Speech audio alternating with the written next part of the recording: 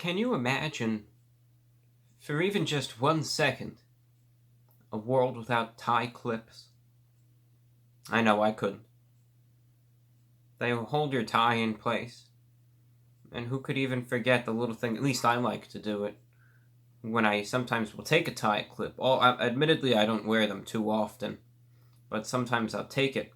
I'll kind of snap it a few times with my little fingers and pretend I'm a crab, you know.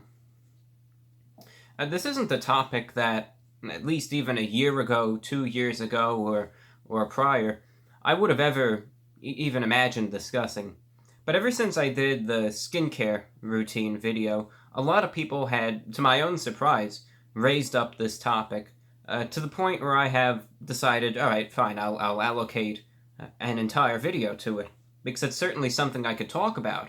It's a topic I didn't imagine myself talking about to any great length at any point in time, but it's a viewer request, and I'm going with it.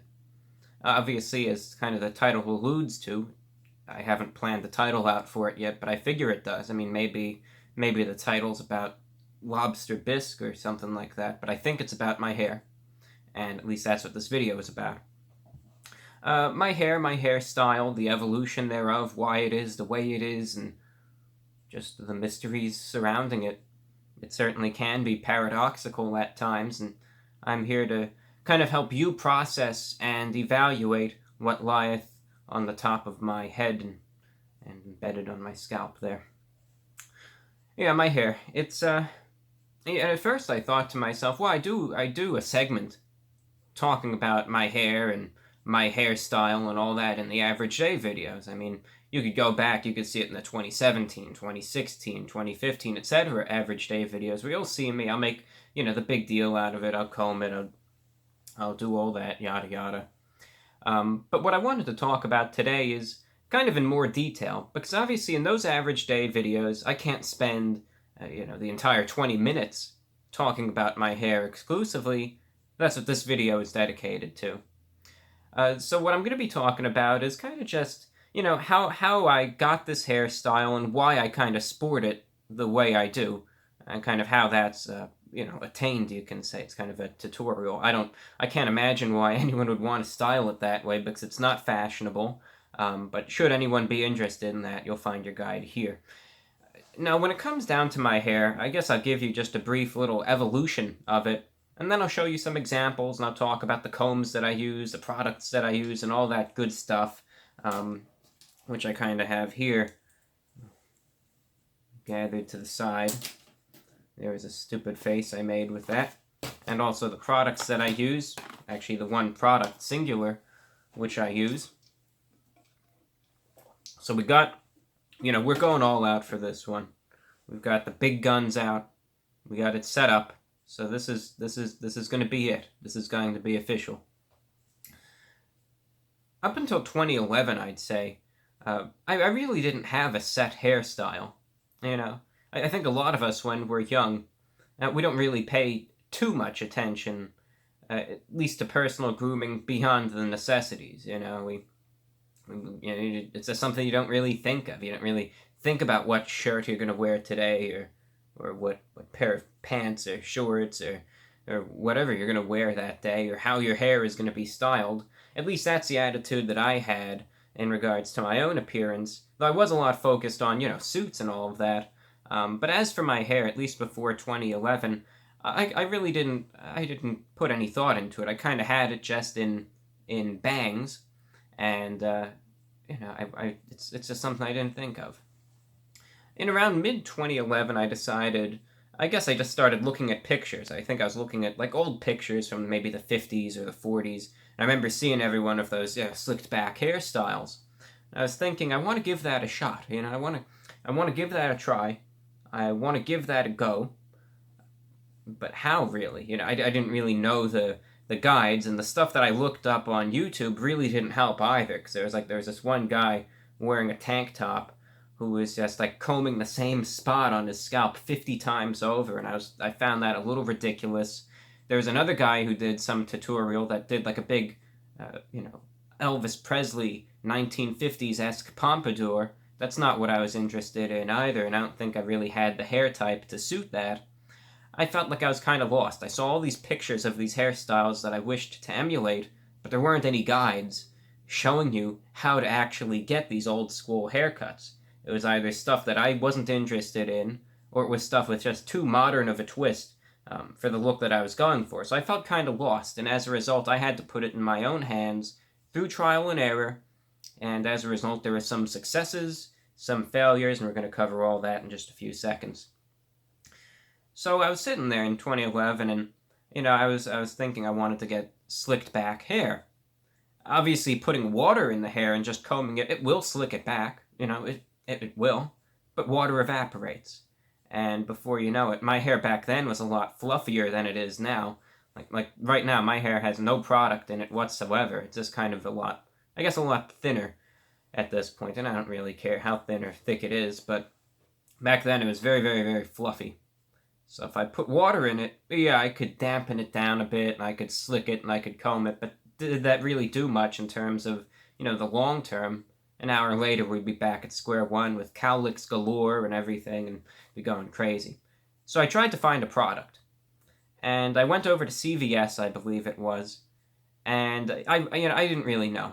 I was looking around, I saw Brylcreem, I saw Groom and Clean. I was thinking, no, I'm really going to use that. I thought they were too greasy. So I went with an 80s staple. Maybe a few of you use this, maybe a few of you remember this. LA Looks hair gel. That's what I used, and some of you might be saying, well, do you have the bottle of LA Looks here to kind of show and demonstrate so you could see what it was like? And with all due respect, absolutely not. It's a terrible, terrible product, and I'm not even going to promote it or any of that, because the injustices that it did to my hair, I'm not even going to begin on. But I was clueless, and I went with LA Looks hair gel at first. Now, it gave me somewhat of the desired style that I wanted, but it is almost probably 100% alcohol based. And for those of you that know what that means, number one, it's extremely flammable. So, God forbid I had lit a match or a lighter or whatever near my hair, a massive conflagration probably would have ensued. I'm not saying that it would have or not, but it probably would have. Thankfully, that never happened. But secondly, it dries it out to extremes.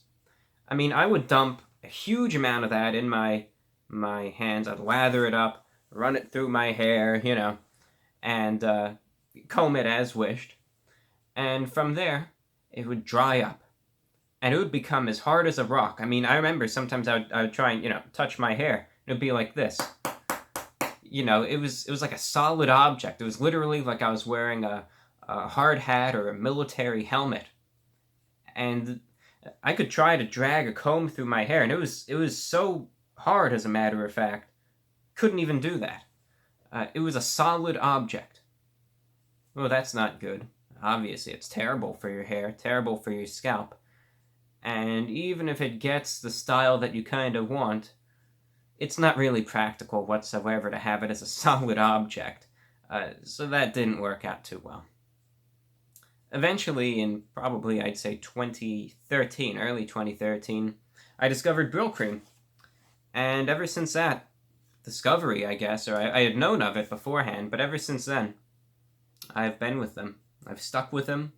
I've been tried and true with Brylcreem, because it's the product that I found that worked out best for the look that I'm going for.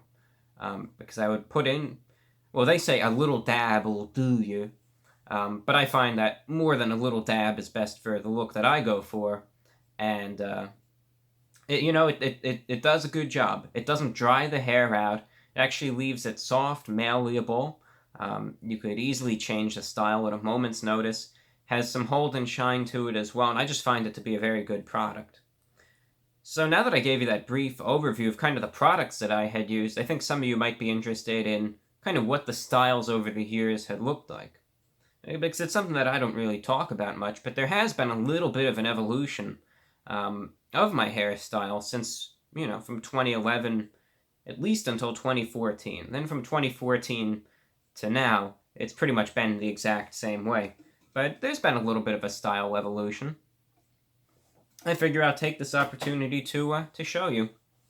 So first, to avoid disaster, I should say.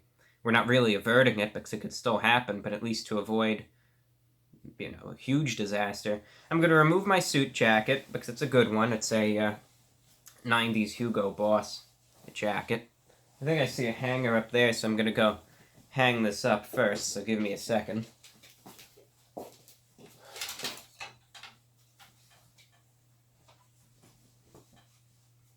Yeah, that's good enough, right? Just stay safe up there.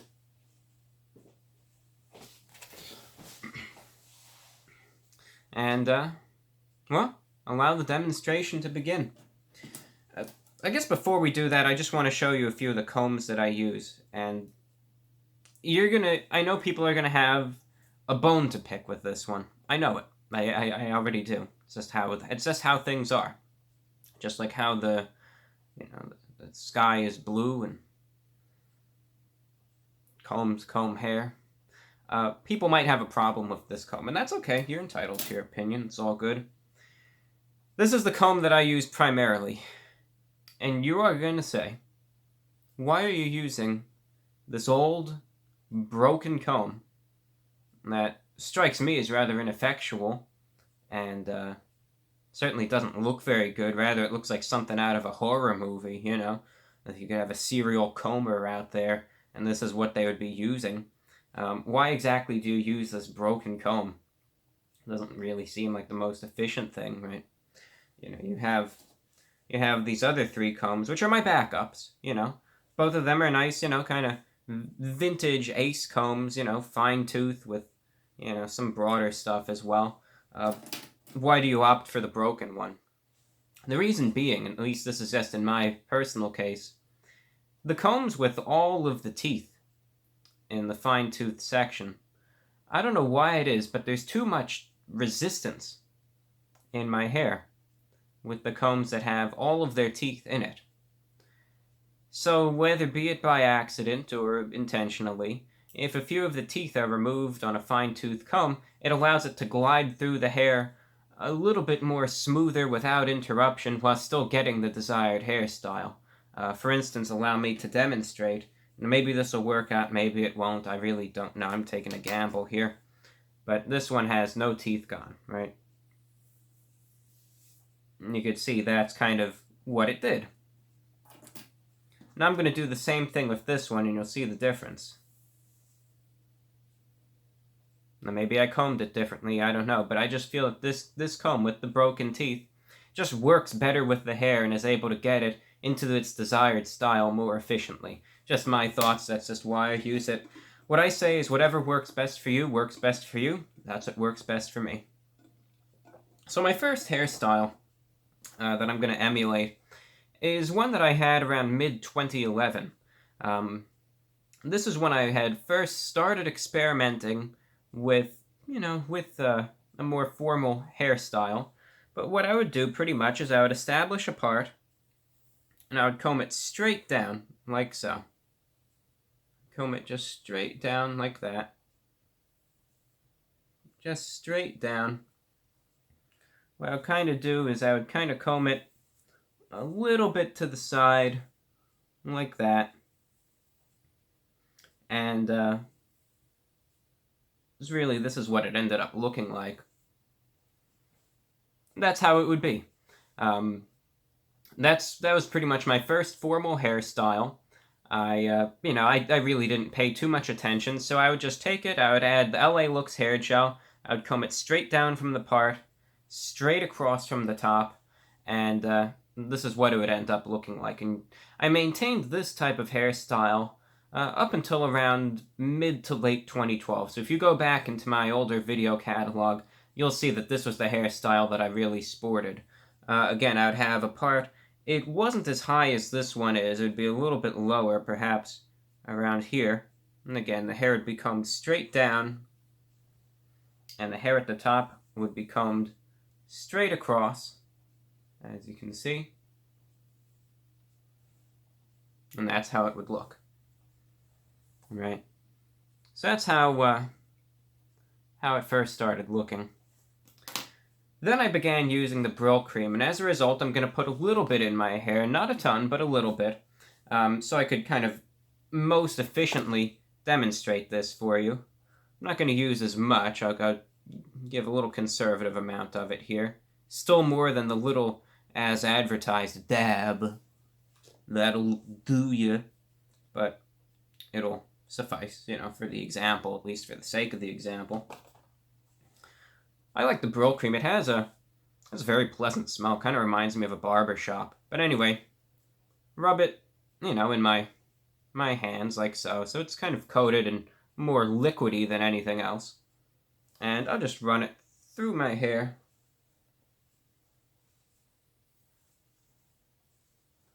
Try to efficiently coat what I can coat.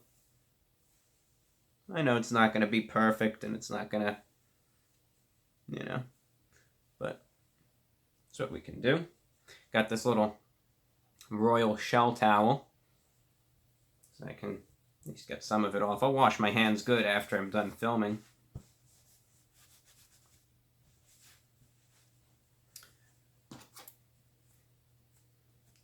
Comb too. Honorary sip of water. So, the next hairstyle that I began sporting, at least, in probably 2013, I would say, was something like this. Instead of combing it straight down, right, I would comb it down and then a little bit to the side, like so. See, it's not as straight down, or at least as severely down as it was, but a little bit more to the side. And then what I would do on the top is I would get it, I would still comb it more to the side, more to the side.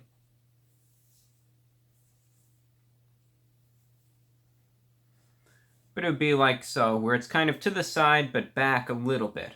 Now this is kind of reminiscent of the hairstyle that I have today, but with a few differences. Especially with the side, how it's just coming down a lot more.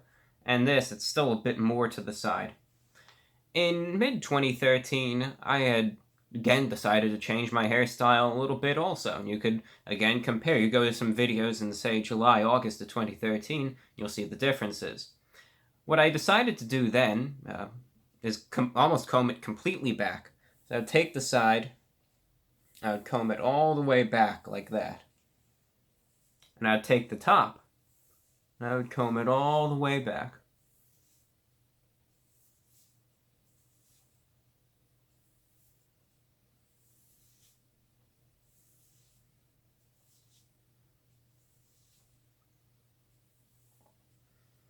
You could go back into the videos from 2013 or so, but this is the hairstyle that I sported back then. In the summer of it or so, I would have the sides cut a bit shorter. It's not that haircut that you see sported, so often, but it was, the sides were a bit shorter, and it was very, very severely slicked back on the top. Kind of like that. Can't even really emulate it at this point, but that's what it was kind of like. I would have it like this back in 2013. Finally, after a good while that I had this type of hairstyle, I changed it yet again. Back in around 2014, and this is the hairstyle that I have today. This is the one that I found kind of worked best with what I wanted, and it's the one that I've kept today. Where I would take the side, and instead of combing it so severely back, I would comb it back, but more at a downward angle, you see. I would comb it back, and I'm sure as you now know, to the side. I would comb it, like that. Where it was back, but down. Right? Back, but down to the side. And as for the top, I would comb it back also, and to the side. Not completely to the side, as you had seen in prior hairstyle examples.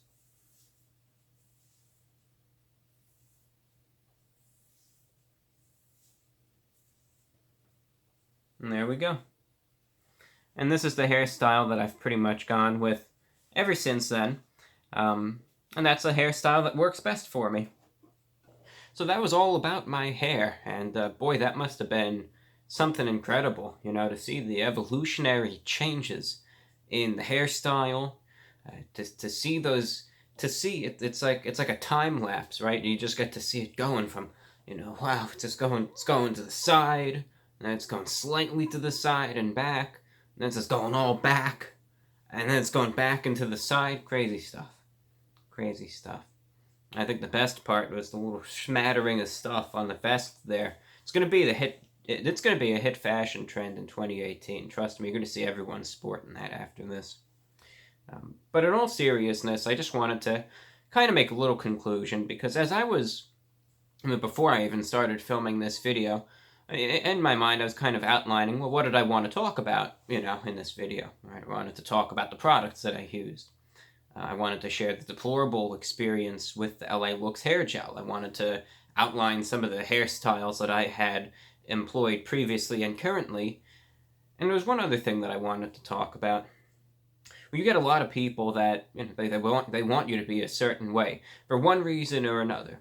I get that a lot with me. They say, stop it with the hairstyle. Stop wearing suits. They'll put it in a less polite manner, stop wearing your dead grandfather's suits, or you look like a little 7-year-old in his daddy's suits or whatever. And they try to discourage you. Obviously, the term we all know is the haters. They try to bring you down. They try to demotivate you, discourage you.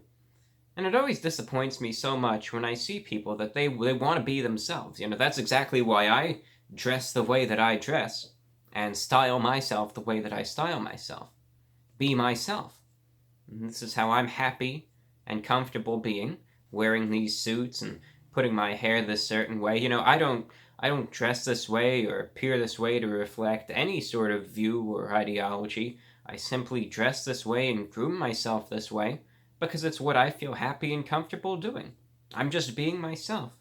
It always saddens me so much when I see people out there with so much hatred and vitriol that demean others who are just trying to be themselves, or they just have what they were born with, especially when it comes down to things like facial structure, genetics, how someone's hair is, someone's height, someone's gender, someone's race, someone's orientation. And it's so sad when some people, they just want to be what makes them happy. You get people that are just so cruel to them, So sad how it is. I for one, I really do support individuality because it's what I express each and every day. As I see it, individuality is such a precious important thing. And as far as I see it, we only have one shot here. No matter what those other people say, no matter how mean and cruel they can be, you be what makes you happy. Because that's what I do every day, and I recommend you do the same. I think that's a very, very important thing when it comes down to life. And I just suggest you exercise that, regardless of what other people say. Because I get a lot of very hateful, cruel, and mean comments every single day, in the dozens, if not hundreds. But I brush them aside. I blow them aside. I say, you know what, forget those guys. Just forget them. I'm just going to keep on going forward, being me, because that's what I like to do. And that's just my attitude towards things. And, I just hope I can, even this little talk can help a few of you out. That's just my opinion. That's my 2 cents. You can feel free to disagree with me. Everyone has the right to do that. But that's just my thoughts and views on the matter. Thank you for watching, ladies and gentlemen. I'm your host, the Report of the Week, and this is just a random video on my hair with a few miscellaneous thoughts. Also, if you're interested, please check out our Teespring store. We got a few new items up there, and anything, of course, from that helps out this channel. But feel free to check that out. You can find it in the cards or in the description also. Thank you for watching. We'll see you later with a new review. Until then, take care.